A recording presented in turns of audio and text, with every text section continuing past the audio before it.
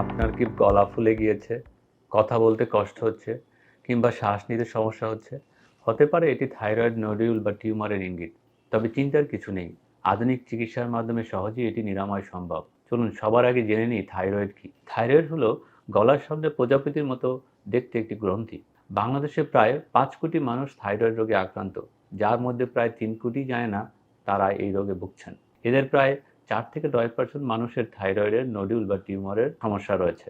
Nodule বা থাইরয়েডের tumour হচ্ছে থাইরয়েডের ভিতরে এক ধরনের অস্বাভাবিক বৃদ্ধি। এই থাইরয়েড নোডিউল বা টিউমার বেশিরভাগই নিরীহ হয়।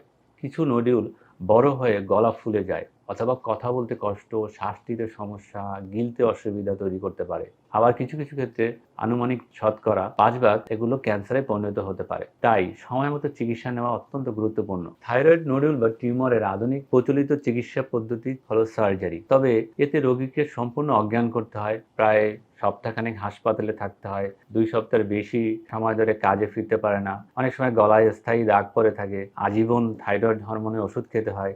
কিছু ক্ষেত্রে গলার স্বরে স্থায়ী পরিবর্তন হতে পারে।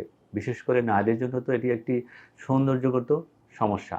রেডিওফ্রিকোয়েন্সি অ্যাবলেশন একটি মিনিমালি ইনভেসিভ বা ন্যূনতম হস্তক্ষেপমূলক পদ্ধতি। এই পদ্ধতিতে আল্ট্রাসাউন্ড গাইডেন্সের মাধ্যমে বিশেষ সূচের সাহায্যে নোডুলের ভিতরে প্রবেশ করে তাপশক্তি প্রবেশ করানো হয় এবং ধীরে ধীরে নোডুলটি সংকুচিত হয়ে যায়। এই পদ্ধতির সুবিধাসমূহ: হাসপাতালে ভর্তি হতে হয় না, কোনো দৃশ্যমান দাগ পড়ে না, আজীবন ওষুধ খেতে হয় না, প্রক্রিয়াটি মাত্র ৩০ মিনিটে সম্পন্ন হয় এবং খুব কম ব্যথা ও ঝুঁকি থাকে।